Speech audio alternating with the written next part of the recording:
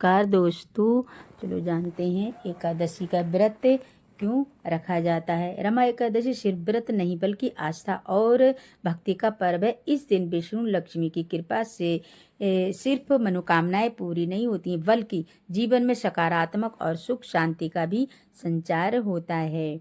रमा एकादशी का महत्व क्या है। इस तिथि पर माँ लक्ष्मी और भगवान विष्णु की पूजा होती है। इस साल व्रत आज यानी 17 अक्टूबर को रखा गया है। माना जाता है कि रमा एकादशी का व्रत करने से व्यक्ति को समस्त पापों से मुक्ति मिलती है और घर में सुख समृद्धि का स्थायी वास होता है। एकादशी क्यों रखा जाता है मतलब व्रत, तो भगवान विष्णु को प्रसन्न करने, मोक्ष पाने, पापों से मुक्ति और आध्यात्मिक उन्नति के लिए रखा जाता है।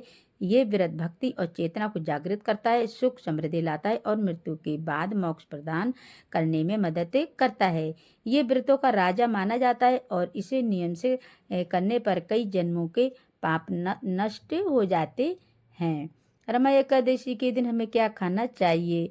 आलू, शकरकंद, अरबी और साबूदाना की खीर बनाकर खाने चाहिए। कुट्टू के आटा, सिंगाड़े का आटा और हमें छाछ, दही, दूध, पनीर, घी ये सब भी खा सकते हैं, सबका सेवन कर सकते हैं। एकादशी व्रत के पीछे की कहानी क्या है, चलो जान लेते हैं कि एकादशी पीछे की कहानी क्या है। भगवान विष्णु ने अपने मन से एक एकादशी देवी उत्पन्न किया था जिसने मुर नाम के एक दैत्य का वध किया और विष्णु लोक का रास्ता दिखाया और उसी दिन से एकादशी का व्रत शुरू हुआ।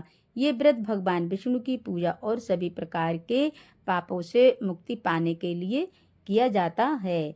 और इनकी बेटी का नाम क्या है और क्या उद्देश्य है, चलो जान लेते हैं। एकादशी व्रत का उद्देश्य क्या है। इच्छाओं पर नियंत्रण और आध्यात्मिक विकास के प्रति समर्पण का प्रतीक है। शास्त्रों में कहा गया है कि एकादशी का व्रत पापों का नाश करता है और मोक्ष प्रदान करता है, इसीलिए ये भगवान विष्णु के अनुयायी वैष्णवों के लिए प्रमुख अनुष्ठान है। और एकादशी किसकी बेटी है, चलो जान लेते हैं एकादशी किसकी बेटी है। भगवान विष्णु की पुत्री हैं जिनका जन्म राक्षस मुर का वध करने के लिए भगवान के शरीर से हुआ था। पौराणिक कथाओं के अनुसार जब भगवान विष्णु विश्राम कर रहे थे तब दैत्य मुर ने उन पर आक्रमण किया और तभी भगवान के हृदय से एकादशी देवी प्रकट हुई। एकादशी देवी का जन्म भगवान विष्णु के अंश से हुआ था। उन्होंने घमासान युद्ध में राक्षस मुर का वध किया था। इस वीरता के बाद भगवान विष्णु ने एकादशी को वरदान दिया कि जो कोई भी उनका व्रत करेगा वह सभी पापों से मुक्त होकर मोक्ष प्राप्त करेगा। नामकरण, क्योंकि उनका जन्म एकादशी के दिन हुआ था और वे भगवान के सार से उत्पन्न हुई, इसीलिए उन्हें एकादशी नाम दिया गया। तो इस तरीके से रमा भगवान विष्णु की पुत्री मानी जाती हैं। और आज रमा एकादशी है। जो लोग रमा एकादशी का व्रत रखते हैं अपने बिल्कुल मन से, तो उन्हें सारे सुख प्राप्त होते हैं।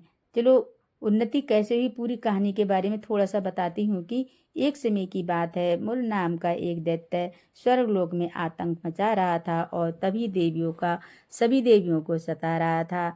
देवों ने भगवान विष्णु से शरण मांगी। भगवान विष्णु मुर ने युद्ध करने लगे लेकिन उन्होंने पाया कि वे उसे अपने शरीर शक्ति से नहीं हरा पा रहे हैं। भगवान विष्णु ने एक गुफा में जाकर ध्यान किया और उनके मन से एक देवी प्रकट हुई। ये देवी युद्ध के मैदान में गई और उन्होंने अपनी तलवार से मुर दैत्य का वध कर दिया। चूंकि ये देवी भगवान के मन को 11वीं इंद्री है से निकली थी, भगवान ने उन्हें एकादशी नाम दिया।